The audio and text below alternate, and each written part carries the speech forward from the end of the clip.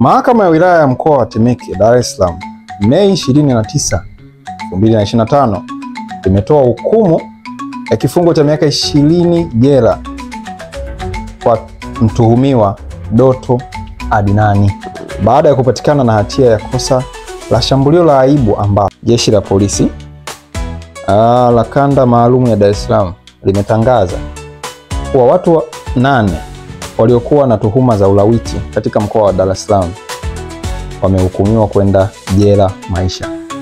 Yaani kwa nini mtu ambaye anamfanyia molestation na kupiga? Swali ni kwamba kwa nini hajamfanyia mtoto wa kike? Maana atakuja swali la kwanza, kwa nini? Kwanza, kwa nini ni kiongozi wa dini? Kwa nini kiongozi wa dini? Swali la kwanza. Swali la pili, kwa nini amefanywa mtoto wa kike? Wakati walikuwa wa kike na wa kiume. Kwenye madrasa. Kwa natakiwa ujiulize, zipo sababu kwa nini perpetrators au predators au watu wabaya au huyo abuser, huyo mharibifu huyo anamfuata mtoto wa kiume.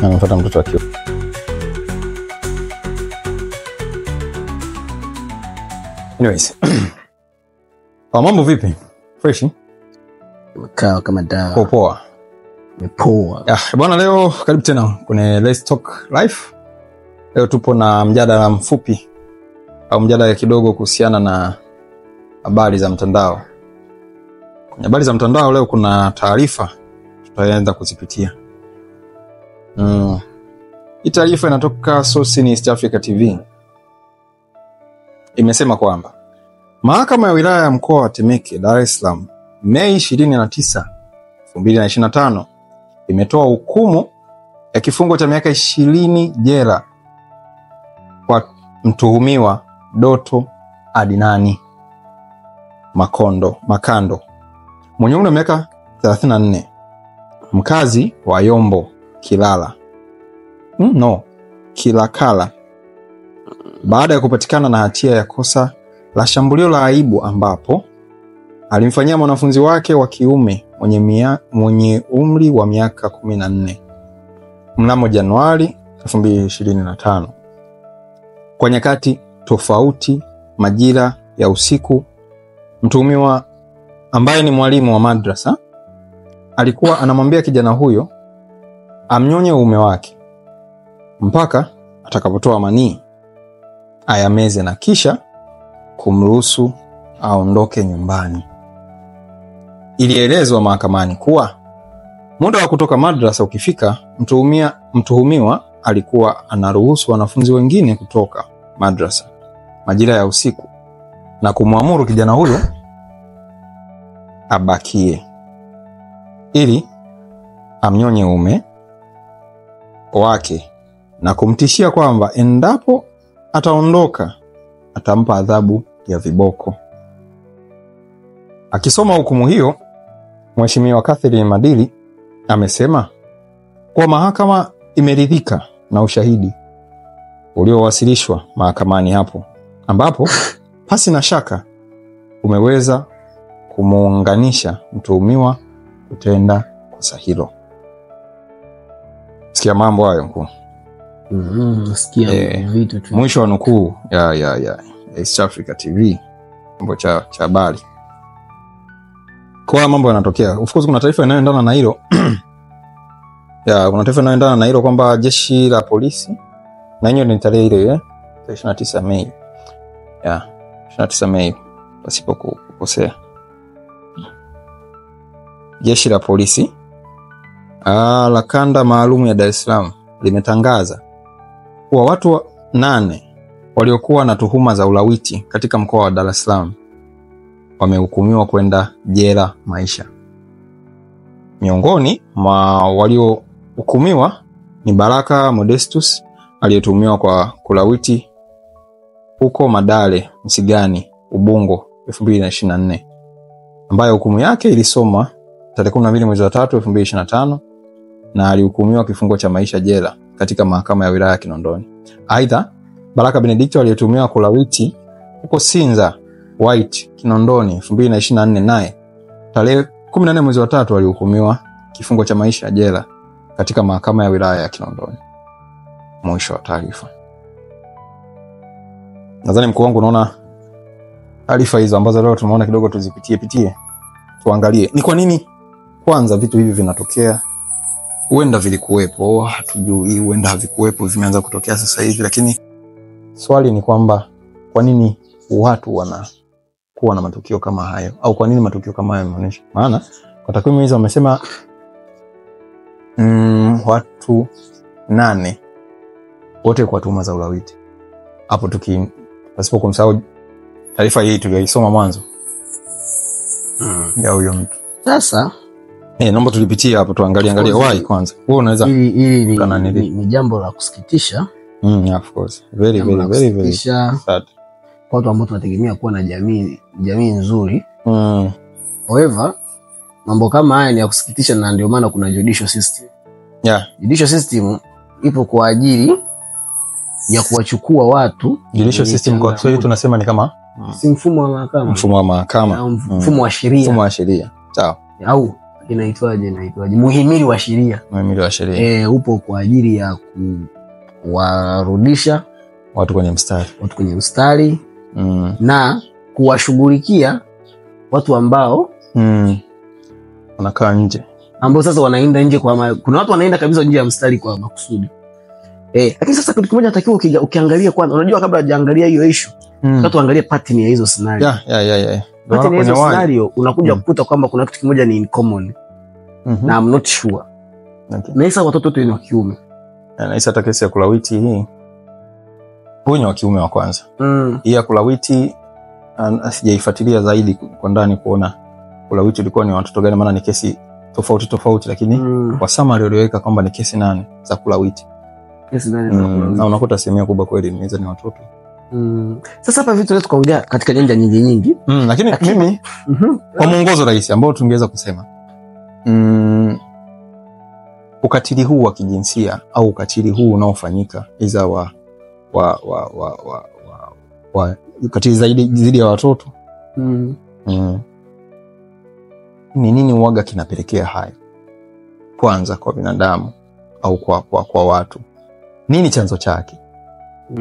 Kwamba najua vitu waga vitokea abruptly tu, kwamba imeamka siku moja ukafanya ukatili wa kijinsia. Kuna kitu kinachoweza kuinfluence. Sasa nitaka tudigini kwenye sababu nini, kwa nini kinatokea, na katika zile kwa nini tuziangalie kwa undani kidogo.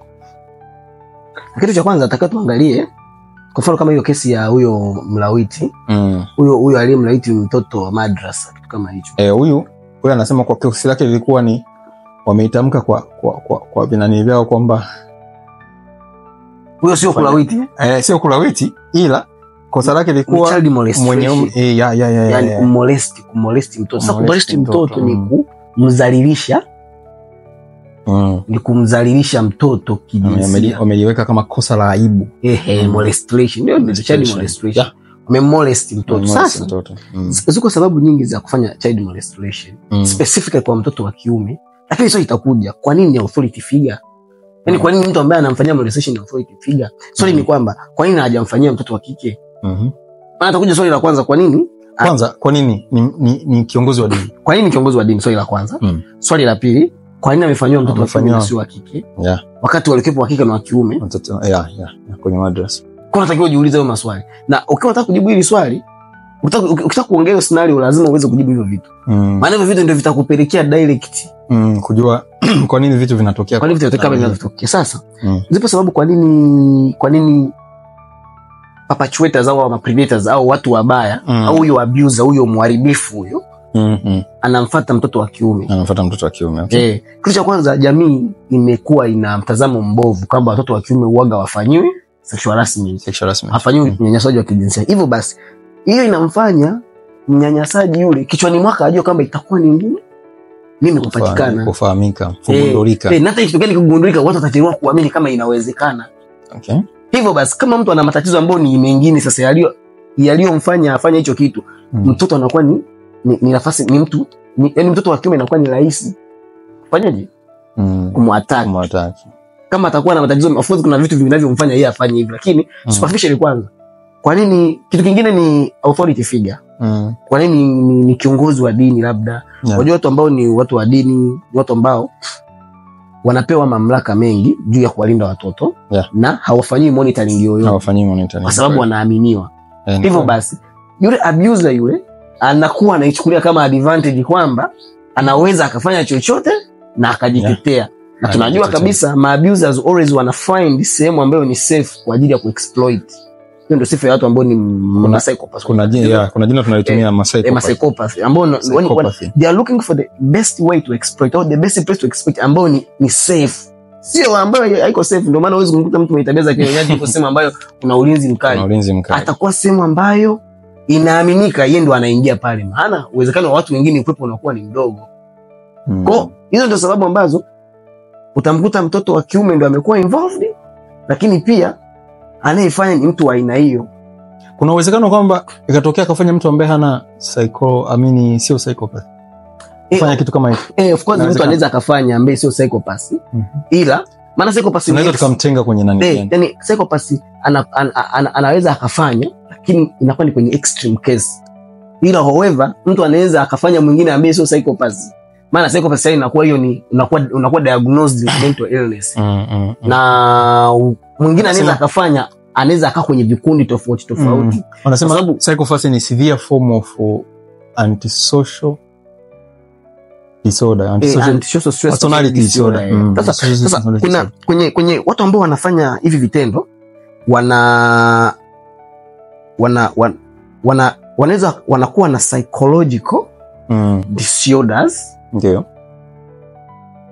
Au personality disorder, psychological personality disorder. Okay. Sasa kwenye personality disorders pale kuna personality disorder moja inaitwa antisocial stress personality disorder, ambayo kwa Kiswahili inaitwa ni haiba. Yani ni haiba au ni ugonjwa wa haiba. Okay. ya kutojali jamii au kutoiwaza jamii. Sio nielewa. Yaani ni ugonjwa wa haiba ya kutojali jamii. Sasa mtu atakapokuwa hujali jamii, maana yake ni kwamba unakuwa hauwazi what comes baada ya kitendo unachokifanya. Unakuwa kitu cha kwanza unakuwa ni impulsive. Manake you cannot take responsibility, you're not good at taking your own responsibility in the impulsiveness. Ndio. Lakini pia kitu kingine ukimaliza ya impulsiveness, wanakuwa wana kitu kingine ambacho ni cha muhimu sana, callousness. Wanakuwa ni callous, wanakuwa ni watu ambao hawana huruma. Kwa lugha rahisi tu wanakuwa hawana huruma. Lakini impulsiveness ni kitendo cha kutokujali. Impulsiveness ni kitendo cha kutowajibika. Impulse, yani unakuwa unaweza kufanya kitu kwa mripuko wa hisia. Yani unaripuka tu unafanya bila kujali. Hiyo ndio inakuwa ndio form ya impulsiveness. Lakini kwenye form ya kuwa callous, kutojali what others they are feeling. Maana kutokujali hisia za mtu. Niamini mimi, kumfanyia mtoto kitendo hicho lazima uwe kwanza hujafikiria mtoto atajisikiaje. Kwanza hujafikiria well-being ya mtoto, hujafikiria jamii itakutafsirije. Maana ume lose responsibility, na then tutakuja kwenye kitu kingine. Kwa nini watu wanakuwa wanafanya hivyo vitu? Why? Kwa nini wanafanya hivyo vitu? Lakini hiyo antisocial stress personality disorder ni kitu moja cha muhimu sana, ambayo ni personality disorder ambayo haiba ya mtu ambayo inaweza kumsababisha mtu akafanya hicho kitu. Maana kwa nini anafanya hicho kitu? Anakuwa anamwona mtoto kama kitu ambacho anatakiwa akiwajibishe. Okay. Unanielewa? Yaani anakuwa anamwona mtoto kama mtu ambaye yani either kama yeye ana issue zake, anaona huyo mtoto yani hamjali na hawazi itakuwaje kama ana watoto yani hawazi, yani hawezi kuintegrate others kwenye swali, maana yake haijali jamii, haijali continuity ya jamii. Lakini pia kuna ugonjwa mwingine au personality disorder nyingine ambayo inaitwa narcissistic personality disorder, ambayo hii ni haiba ya yani ni ugonjwa wa haiba ya kujiona bora zaidi ya wengine. Sasa watu hawa, ili mtu diagnosiwe au ili mtu tukutambue au kwamba una narcissistic personality disorder, una criteria kama 5. Okay. Mwanzo zikumbuka zile ambazo sasa hizo mtu lazima awe na grandiosity au anajiona ni bora zaidi ya wengine. Anajiona yeye ni bora zaidi ya wengine. Lazima mtu awe na grandiosity, lazima mtu awe na callousness, lazima mtu asiwe na feel hisia za watu wengine. Lazima mtu awe ana entitlement, sio entitlement kwa Kiswahili ni neno gani? Entitlement. sema kujipa madaraka, maana intai kutokana na kama title fulani, kama kujifanya mtu fulani, kama kujifanya kama mtu yani ambaye amechaguliwa yani anajikweza. Kwa hiyo anakuwa ni mtu anayejikweza. Yeah, good word for that. Kwa mtu ambaye na sisi mwenye hiyo personality disorder anakuwa anajikweza sana, na huyu mtu mara nyingi anafeli. Anakuwa anafeli sasa ku recognize others. Anaweza na watu wengi wenye narcissistic personality disorder mara nyingi unakuta either amekulia kwenye familia ya kumjali sana, walikuwa wanamjali sana kiasi kwamba akajiona yeye ni bora afu akawa wahovyo, au amekuwa kwenye familia ambayo haina love kabisa kiasi kwamba anaamua ajipende mwenyewe alafu anapitiliza.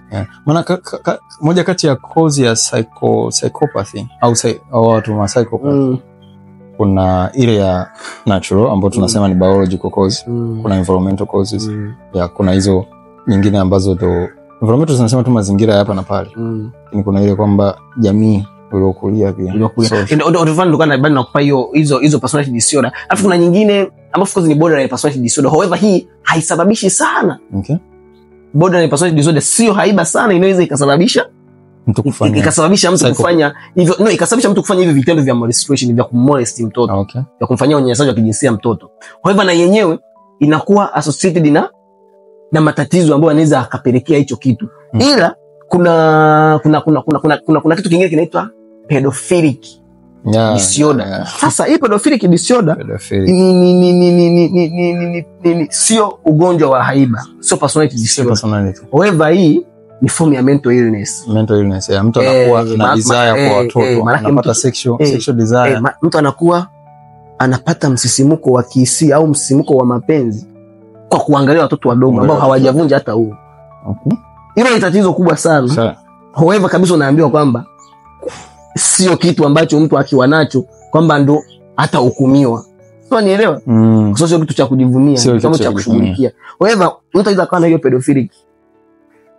pedophilic disorder, akawa anapata hisia na watoto na watoto wadogo.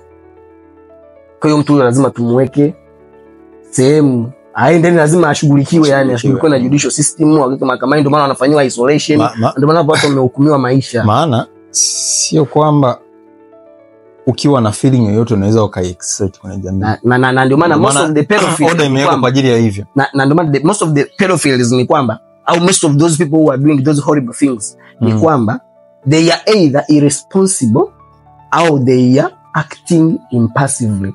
Yani wana act bila kuwajibika, bila kuwaza pia madhara. Niamini mimi, ukiwaza kwamba utatakiwa ulipie, my friend, you will never do those things. Maana catastrophe inakuonyesha ni maisha. Because people, they will never do that unless they have problems. Na lakini the problems they are always progressing as time goes on. Kwa kila mtu yani anakuwa na nafasi ya kujiregulate na kuweza kuovercome hizo scenarios. Ndio maana mimi siwezi nikakaa hapo nikasema kwa bana, sasa wewe una hizi issue, kwa hiyo sasa then unaruhusiwa kufanya hiyo molestation au ni no, that's something horrible, ni kitu kibaya, na watu wao tunawakemea na watakiwa washughulikiwe. Ila sisi tunajaribu kuongea ni kwa nini, maana kuna mtu huko anajiuliza, hivi mwanadamu wa kawaida unawezaje kufanya hivyo? Nasema usipoweza kuwaza kwamba hata wewe kuna namna unaweza ukafanya kitu kibaya zaidi ya mtu yeyote, bado hujamjua binadamu. Na ndio maana kuna kitu kingine kinaitwa traumatic experience, past traumatic experience. Ina play big role katika our abusers. Maana abusers yeye, kuna abusers mwingine anaweza huyu manake muharibifu huyu, anaweza akawa anamuona yule mtoto au yule mtu anayemfanyia vile vitendo vya uharibifu kama sehemu ya kulipiza alichowahi kufanyiwa. Akiwa mtoto. Niwahi kupa story ya Karl Panzer. Karl Panzer mmoja jamani, nikwambia tushaongea kwenye video pia nyingine. Karl Panzer mmoja jamaa, yani yeye jamaa alikuwa yani lengo lake ni ku aim down. Yani lengo lake ni kuhakikisha yani anakwama. Hivi unanielewa? Kuna watu wa aina hiyo. Ni kuhakikisha kwamba dunia anaiwajibisha. Yani dunia anaiwajibisha. Moja watu pia wanaofanana na hao ni wale watu ambao ni tunasema ni wanakuwa na wanakataliwa kwenye jamii, kwa maana ya wanawatupia mizigo watu wengine. ambao hawajibiki, ndio irresponsible, kwamba irresponsible, kila kitu kikitokea ni kwa sababu ya mtu mwingine. Blame wao wanakuwa wanabeba blame kwa dunia. Unakuta watu sometimes wanakuwa hawana hata attraction kwa wanawake, kwa nani, hamvutii yoyote, kana kwamba anatafuta chance ya kuadabisha kwamba nyesi mlinikataa, kumshughulikia. Kila mtu anamuona kama muendelezo wa watu waliomkataa. Yaani haoni kama jamii inayomzunguka. Kwa sasa kwa huyu mwingine anakuwa amebeba toka totoni, maybe alifanywa. Kuna mtu anafanywa hivyo. However, watu wengi wanaofanyiwa hivyo huwa hawachagui kufanya hivyo, huwa wanachagua contrary, kubehave. Ndio maana tunaona kwa mtu anayeamua kufanya hivyo ni victim, maana ameamua. Hata kama una past traumatic experience. Ndio maana nasema ni hisia ya kwamba kwa sababu tu zinakukuta haimaanishi kwamba uwezo kazi express kama inavyotakiwa. Haimaanishi kwamba sasa mimi ndio najua mimi nimefanywa. Uwe hedonic kana kwamba anything comes before you unakifanya. That's not the way of life. Lakini nitaka kuongelea moja ya kitu ambacho kiligundulika nadhani miaka nyuma hapo 2015 mpaka 20 hapa. Science moja. Theory moja ilikuwa nasema a visualization enables psychopathy. Sasa visualization tunaongelea nini? Uwezo wa kuvuta taswira. Nitaongelea kwenye pande mbili. Sawa? Kuna ambayo inaanzia utotoni. Sawa? Parenting. Kuna masuala kama hiyo. Na kuna ambayo tunaisema tunaiitoa kwenye jamii au kutokana na tabia zetu, behavior tunazoziperform. One of them ni kama pornography. Kitu kinachotokea, nadhani tuliongea hata kwenye video ya kuhusiana na addiction na vitu kama hivyo. Pornography ilikuwa ni moja of the cause. Lakini kitu kinachotokea kwenye visualization, tunafahamu many are more visual stimulated. Ndio.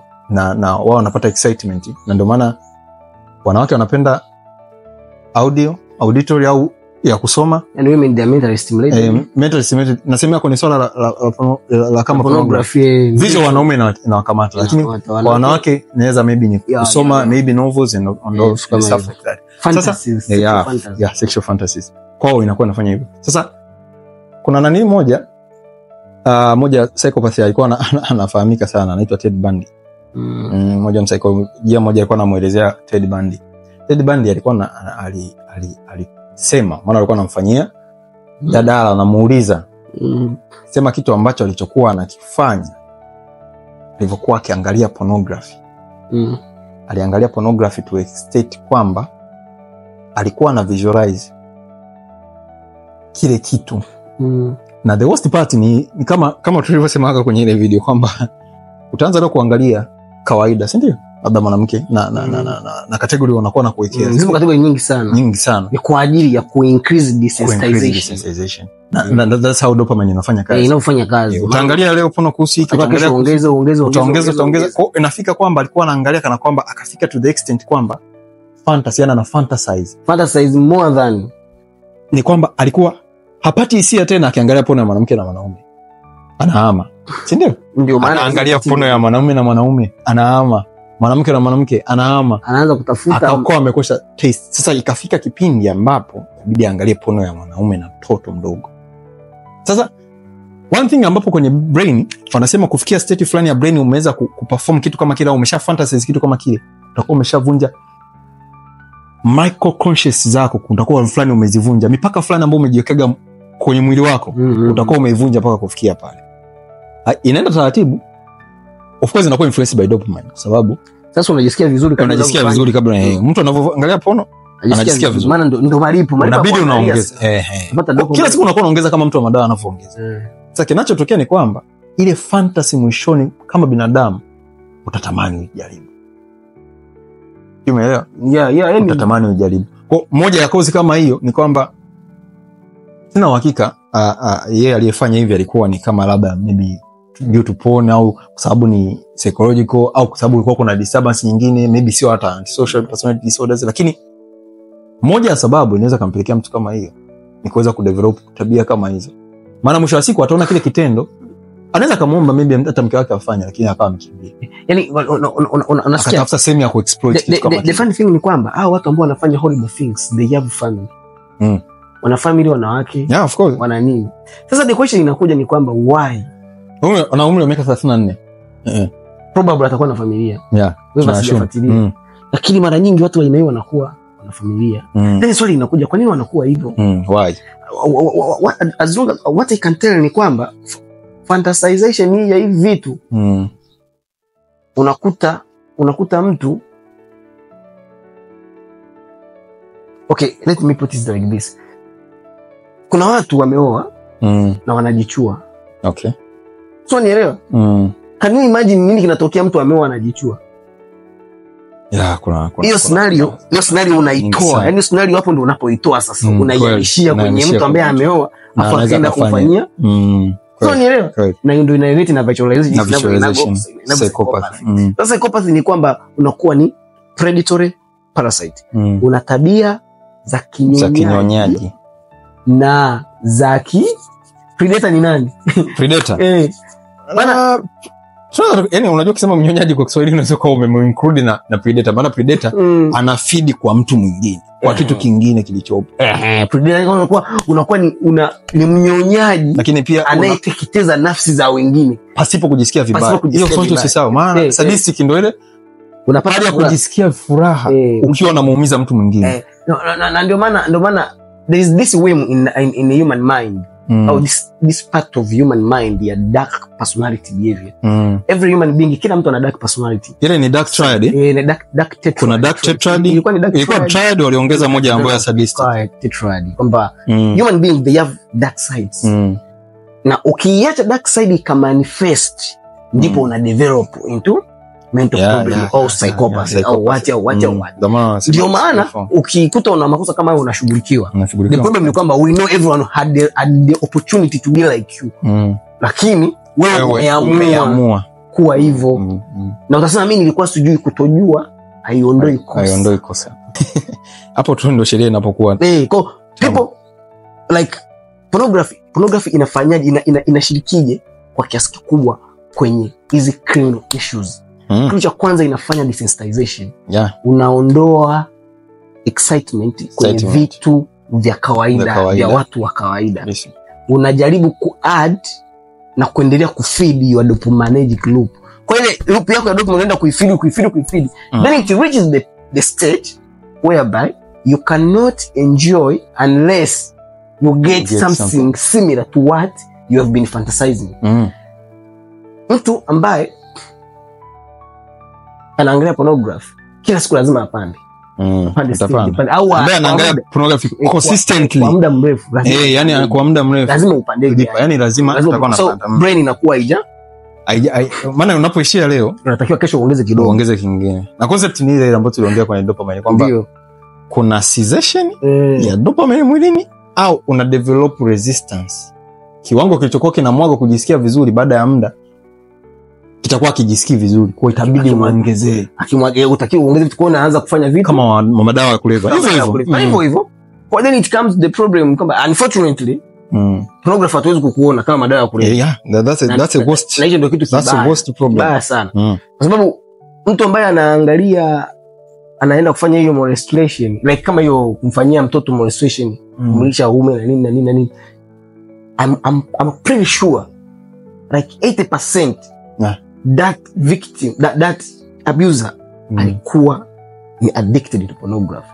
Maana nikasema sitaki kusema, lakini kuna percent pale like 80% alikuwa addicted to hicho. Na ndio maana alikuwa hajawaza kumlawiti yule mtoto. So nielewa stage yake ya dopamine ilikuwa haijaongezeka to that extreme. Ilikuwa bado iko chini. Look at that point. So these are the big topics, but however we have to see how to put it to the society, and jamii jinsi ya kulipokea na kulijua. Maana jamii ipo pale, unajua inawaza nini? Mtu anayesoma hiyo habari anasema mambo ya kishetani haya. Au atakuwa amerogwa. So ni mbinu nani za kishirikina anasema. Watu wanapenda kutumia kwamba labda ameambiwa akatafute. Na sasa okay, this kuna kitu kimoja ambacho nilikiencounter siku moja katika vitu vyangu nilikuwa navifanya. Nikutana na mtoto mmoja alikuwa bad news, lakini alikuwa yani mtoto alikuwa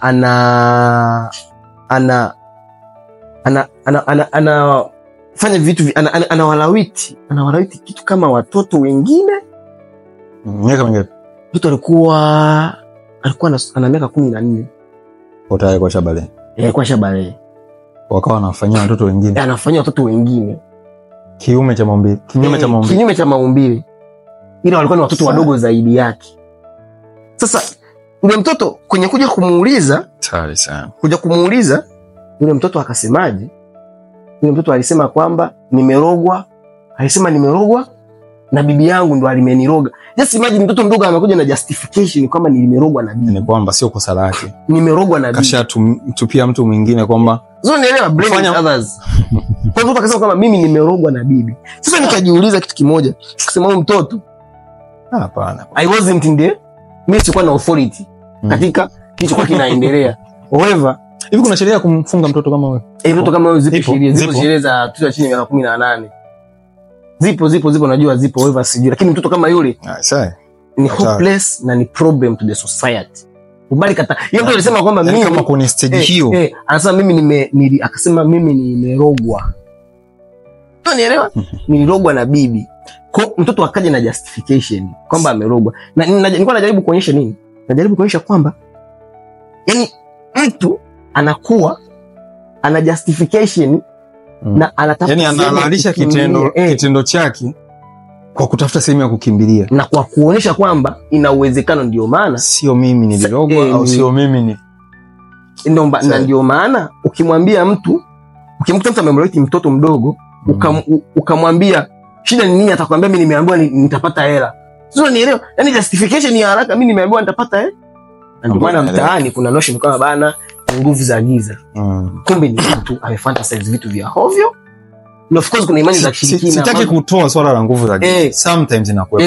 Lakini watu hawataki kuangalia upande wa kwamba kuna uhovyo wa mtu umesababisha kufanya hicho. Umesababisha mtu aende kwenye hivyo vitu. However, ile kutoa nafasi ya nguvu za giza huwa ndio inawafanya watu maana yake tunakubaliana kwamba psychopathy wana exploit the same ambayo ni favorable.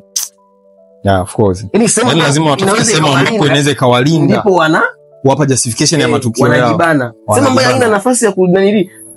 Ndio maana wewe usipomuentertain mtu mwenye tabia za kinyonyaji hawezi kuja kwako. Maana yeye kila akiwa kwako utamgundua. Kwa hiyo atakimbia, tafuta mtu mwingine. Wakimgundua atakimbia.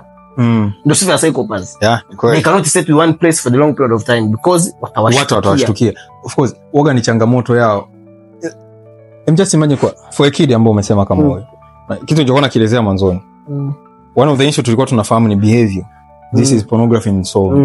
Lakini kwa mtoto uliyosema, I'm pretty sure ana wazazi wawili. Ndio. Hajalelewa na wazazi wawili, baba na mama. Ndio. Hiyo sasa ni another problem. Fatherlessness ina predispose those behavior. Mimi alikuwa amelewa na mama peke yake na alikuwa sio anakaa kwa mjomba na akawa molest, amewafanyia hivi watoto wa mjomba. Yaani vurugu. Yaani tatizo mengi sana. Kwa hiyo nilikuwa naisemea kwenye childhood matter. Tulikuwa nadhani topic tuliongea kwenye relation sio mbaya kwa nitarudia kitu fulani ambacho tulikiongea. Ilikuwa ni kuhusiana na tunaposema visualization enable psychopathy. Au kwamba uvutaji wa taswira au kuweza kuweka kwenye taswira za hovyo zinaweza zikakufanya wewe wa hovyo. Ndio aga mfumo rahisi wa kuiweka. Kwa hiyo kuna ile kwamba video games ambazo enable psychopathy. Movies ndio maana kwa watoto wadogo ambao tuliongea kwamba katika uchezaji magame labda tuseme unakuta kuna watoto wanakuwa na zile tabia. Unajua hizi tabia wanakuepo. Tunaposema kwamba antisocial watu wanakuwa nazo, lakini waga zina range kwenye huyu imezidi kidogo, huyu imeshuka sana. Yani to put it simply ni kwamba watu wanakuwa na dark behavior. Yani wote wanakuwa nazo. Ila hizi video games zinaamsha ile part ya dark personality of a human being. Kwa mfano GTA. Ndio. Utakuta mtoto ana enjoy pale amekaa na kanyaga watu bure, anapiga risasi nini. Kwa hiyo anaendelea ku develop stage. Na walivyo nanili wanatafuta the more extreme brutality games zenye Yaani wanaendelea kukutafutia magame, maana mwisho wa siku mtu atachoka kanyaga. Wanakutafutia game ambapo unaweza exploit au explore your dark personality, ukifanya yenye ukatili zaidi. Mortal Kombat ile inatoa utumbo ndani, yani vitu tu mtu anakaa na enjoy pale. Sasa akiwa hana monitor ndio na kuhakikishia anaweza kumpiga mtu ngumi na sijisikie vibaya mtoto mwenzake. Na tunafahamu kwenye malezi ndio hapo kuna maana watu ambao wana hizo tabia anakuwa wana bullying others bila kujisikia. Ipo markers ya mtu mwenye personality mwenye psychological problems au psychological disorder au mental illness, hizo ambazo ni deeply sadistic. Unatakiwa ukiangalia nyuma utakuta ana historia ya kubuli others, ni arrogant, ni irresponsible, na ni callous, yani ni mtata tu kuanzia zamani. Na nyingine nilikuwa nakwambia ni antisocial. Tunafahamu kwa mtoto ambaye hawezi akacheza na wenzake, hawezi kuwa na marafiki hata siku na antisocial naanzia hapo. Hata kuwa na marafiki wa kucheza nao na maisha atakako ni video games kama itakuwepo, maana kuna watu ambao hawana access. Kama itakuwepo anaweza akakaa na akaendelea kuexploit behavior yake. Kinachotokea ni nini? Anakuwa hana feeling na wengine, na kwanza wengine wakikataa kucheza naye anaweza akawajengea chuki ya kwamba na hawezi kureciprocate. Maana hawezi kureciprocate kwa sababu pia by the time anakuwa hawezi nyambua kinini kinaendelea. Na bahati mbaya zaidi akiwa hana maangalizi ya mzazi au mlezi kumwangalia, mwisho wa siku yeye anaona yani labda marafiki ni wabaya na kama hana father figure sasa, then the situation turns to be worse. Maana hata inawezekanika yani ndio amesababisha yeye katika maisha hayo, either ni wa muhimu au sio wa muhimu. Ndio maana mtoto wako unatakiwa kuhakikisha anajifunza kusocialize akiwa na miaka 2. Anaweza kugive and take akiwa na miaka 2. Ana uwezo wa kutoa. Akifika miaka 4 amekushinda, jua wewe unatengeneza tatizo baadaye. Kwa hiyo usije kutengenezea psychopath. Asilimia yao ni ngapi kwa sasa hivi? Wanasema kwamba ni watu ambao wana matatizo ya akili ni 1 mpaka 5, sio 3 mpaka 1 mpaka 3. Waga wanaendaga mpaka 5, ila wazidi hapo of the entire population. Na ndio maana ni rare cases, ila zipo. Tunaziongelea kwa sababu sisi tunaziongelea kwa zina affect jamii, lakini pia tunaziongelea kwa sababu watu wanatakiwa wajue kwa nini hizi vitu vipo. Unaweza kuvizuia kwa mwanao. Unaweza kuvizuia kwa mwanao, umepunguza shida. Kwa umetupunguzia shida mbeleni kupata wanaona. Wewe na sisi ndio tunajua ni ngumu sana. Of course. Kwa ndugu yetu unayetuangalia hapo, wewe unaweza ukalijua hilo, ile ambaye hatuangalii anaweza asijue. Kweli. Lakini pia kuna kitu kingine ambacho ni cha muhimu sana kwenye hao watu wanakuwa na kitu kimoja kinaitwa, wanakuwa na changamoto moja inaitwa existential crisis. Au existentialism specifically. Hii hapa ni falsafa ambayo inaitwa, Kiswahili tunaweza tukaita uwepo halisia. Uwepo halisia. Yani uwepo halisia, yani mtu kuexist. Sasa hii falsafa bana ilikuwa ina vitu vingi vya msingi sana. Na hawa watu ambao wanakuwa na hivi vitu wanakuwa na existential problem. Maana hii falsafa hii inazungumzia maana ya maisha. Uwajibikaji, umuhimu wa uwajibikaji, responsibility. Kuna freedom na morality. So nielewa? Maana uhuru na maadili. So nielewa, na authenticity, being true to yourself. Uwajibikaji binafsi sasa, na wewe mwenyewe kuwajibika kwa kila maamuzi unayoyafanya. Tunakuja kugundua kwamba hawa wajomba ambao wanafanya hivi vitu vibaya, kwanza sio uwajibikaji. Kitu cha pili ni irresponsible, maana si impulsive, hawataka uweze kuchukua majukumu yao. Of course ndio sio uwajibikaji, na sio ukweli kwa wao wenyewe. Yani maana kitu wanachokifanya wenyewe yani hawakielewi, yani ile wanafanya. Kwa hawa watu kumbe jinsi ya kuwasaidia ni kuencourage watu wote kufind meaning in life, kusolve hii existential problem. Yani kuhakikisha kwamba wewe tumeshaangalia kwamba kinacho predispose these bad habits, moja wapo ni watching pornography, ni being indulged in hedonic games. Unakaa unafanya vitu vya kukufurahisha tu muda wote. Hedonism, nihilism. Na first of all you have to look for meaning in life. Manake nihilism unakuwa unasema maisha yana umuhimu, kila kitu kibaya. Kwa hiyo look for meaning in life. Utafute responsibility, uwe mwai, mimi ni nani, nataka nini? Discover yourself. Find your self identity. Jijue kwamba mimi ni nani. Na hiyo itakusaidia kuweza overcome these existential problems. Anasema kuna msomo anasema an empty mind The workshop of the devil workshop.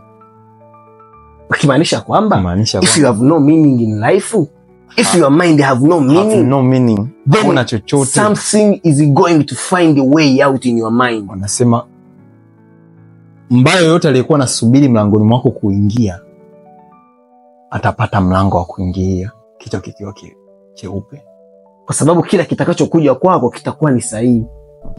Na hosti kitu kibaya zaidi katika haya tunasema bana, ukiwa umefundwa au umefundishwa katika kuchukua majukumu ambayo nasema kwamba responsibility, find meaning life haitakuwa shida kwako. Sababu gani? Huwezi tupa lawama kwa matokeo yako mwenyewe.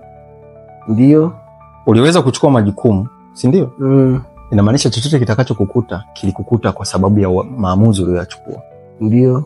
Na this is the funny thing, au this is a true thing, ambapo regardless of the lesson we learn in life, there is no extrivial lesson, au hakuna somo tunalojifunza kupitia maamuzi tunayofanya wenyewe. Chochote kibaya kikukuta kwa kufanya maamuzi yako mwenyewe ni funzo tosha katika ubongo wako kuliko mtu anayekuja kukufundisha. Okay,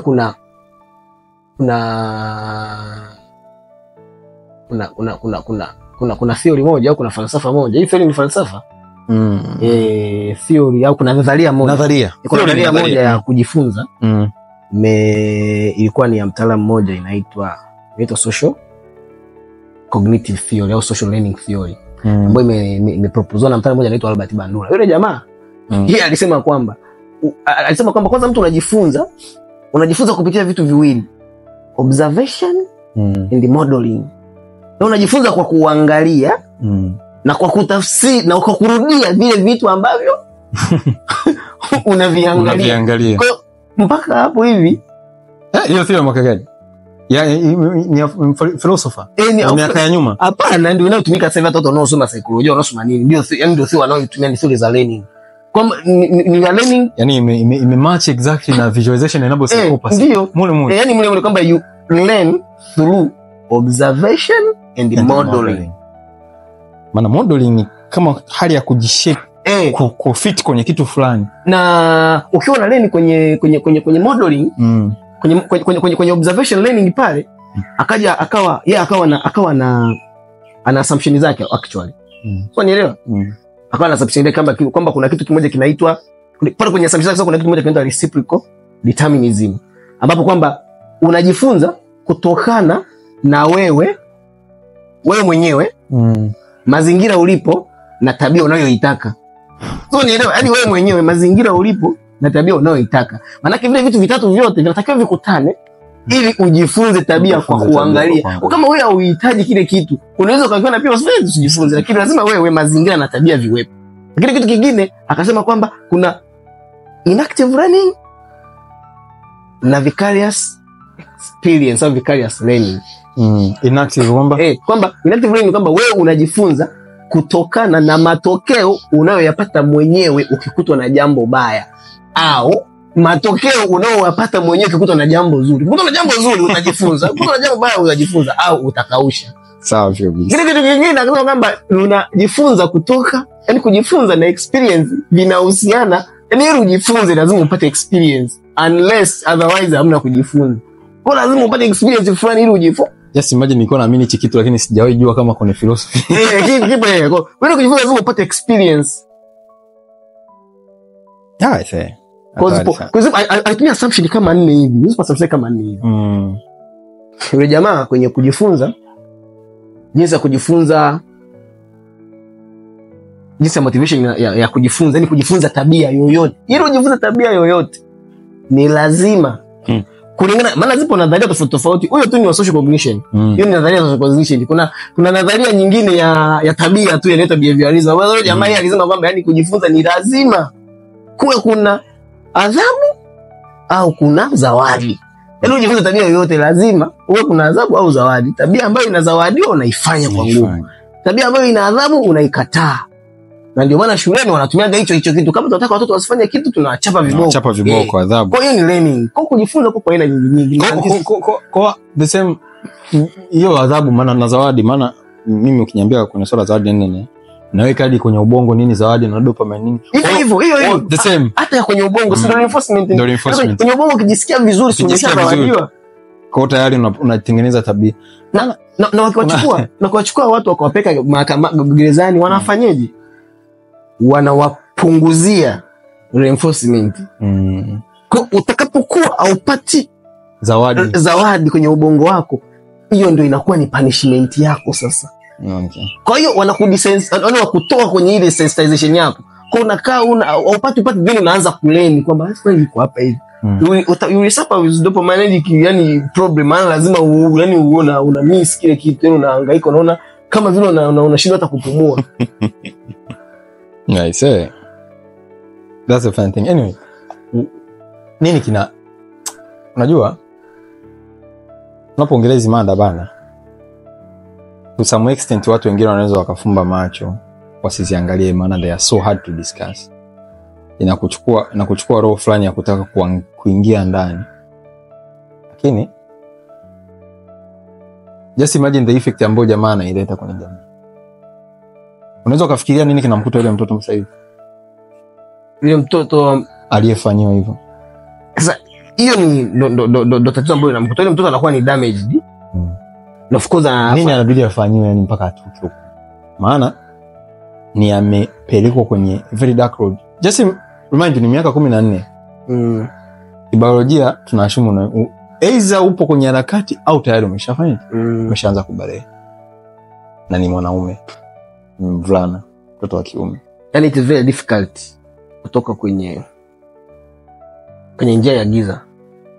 Na kitu kinachosikitisha zaidi ni kwamba hakuna sehemu ambapo wewe unaweza ukaruhusu mwanao aende au kumkabidhisha isipokuwa kwa viongozi wa dini. Kama ni muamini, iza wa Kiislamu, wa Kikristo, wa chochote. Na kuhakikishia mimi, tukikupa choice za mbili za watu kukaa nao, uachiwe pale mwanao hata kwa masaa. Ukapewa mwalimu wa darasani, ukapewa iza kama ni Mkristo ukapewa padri pale, akae naye mtoto wako. Amwangalie hata kwa masaa 8 ukiwa umeenda kazini.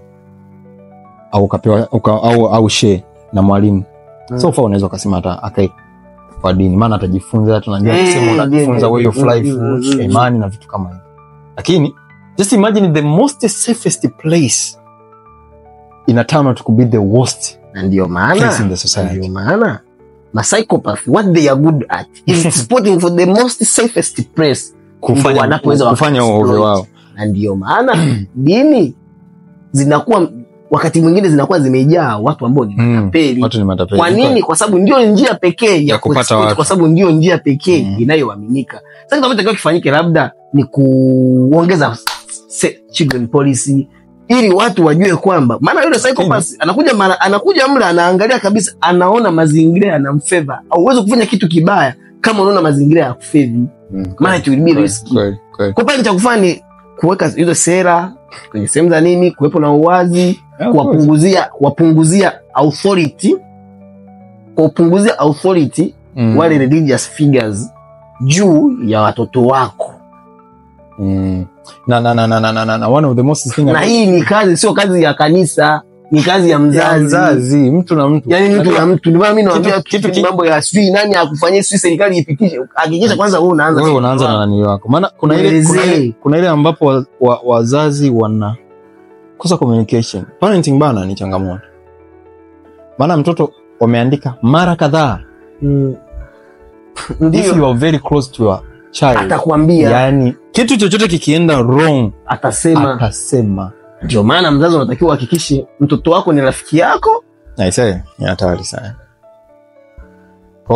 Mambo ni mengi. Kuna kuna kifungu kimoja kinasema, of course ni cha kidini kwa upande wa Kristo. Luka nadhani 17 mstari wa 2 hivi. Wanasema na mfanyiaye kitendo hicho afungwe jiwe shingoni atupwe baharini. Maana amemfanyia mtoto wa Mungu.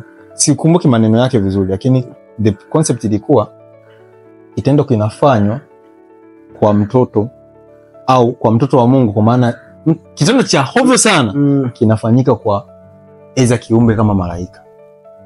Ndio child molestation inavyokuwa. Yani adhabu yake, yani wewe mtu unabidi yani mkamate. Unajua mimi nasoma maneno ya Mungu hapo mimi nakuwa naelewa tu kile. Na hapo hivi na afanyaye mtoto wa Mungu, kitu cha kwanza maneno ya Mungu yalijua hichi kitu kina exist within the society. Unfortunately ndio mbaya zaidi. Kama mstari wa Mungu upo, ulijua kama hichi kitu kina exist kwenye society. Na wewe si ni mwanadini? Maana huyu kama yeye ni dini. Kwa hiyo kitu kina exist kwenye society na kinatokea na kina solution. Na ndio maana wamewekwa jela maisha. Hilo ndio jiwe.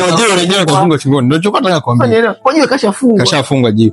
Of course na hapo unaweza kuona kwamba maybe at least kwamba mfumo unafanya kazi. Sasa lakini ndio tunarudi kwenye ile tatizo ya watoto wa kiume ni kwamba jamii haiamini kama mtoto wa kiume anaweza akafanywa molestation. Na ndio maana psychopath anamtumia mtoto wa kiume kiurahisi. Wasa watu wengi wanalauchoni wa kiume. Yani kweli. Ni rare case kukuta mtoto wa kike anauitiwa. Unajua hilo? Mimi ni rare case nimeona tu wengi, yani mimi nimekutana nazo hiyo vitu. Kuna kipindi kweli walikuwa nasema nilikuwa niko huko watoto wadogo na miaka 3, 5 watu wengi walikuwa wa kike sana.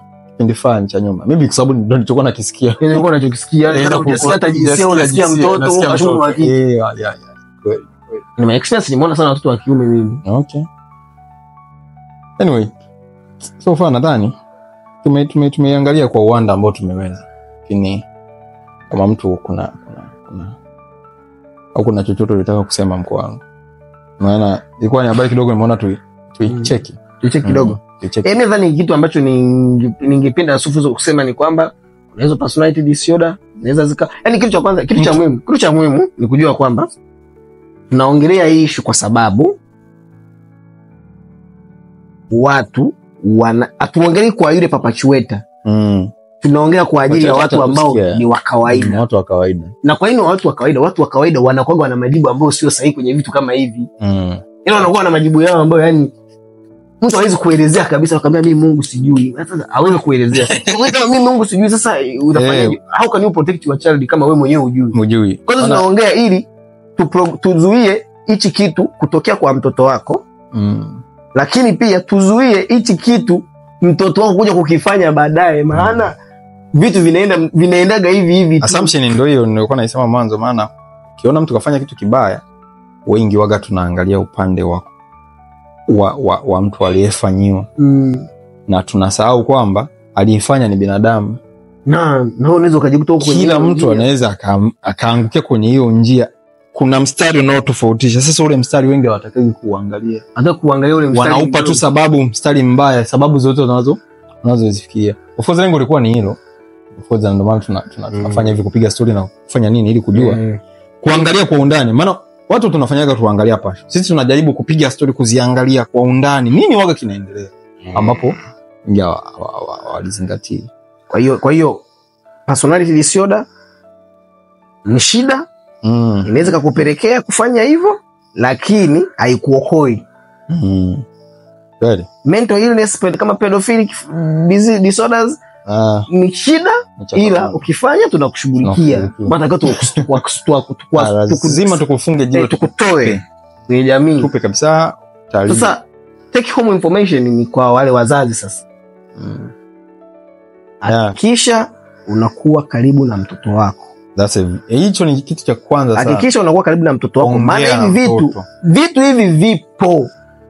Yaani vipo kabisa. Wewe psychopath imeanza miaka gani? Statistics zinabadilika. Since the existence of human being, yani imekuwepo tu. Imekuwepo. Vitu vipo.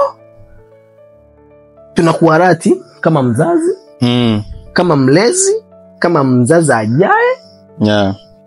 jitahidi kabisa. Na tena sasa hivi ndio zitaongezeka yani kwa sababu mtandao umeshaongezeka. Jitahidi kabisa uweze kuwalinda watoto wako. Haya mambo unaweza sasa hivi mtu ukawa uyaelewi, utayaelewa yakikukuta utayaelewa.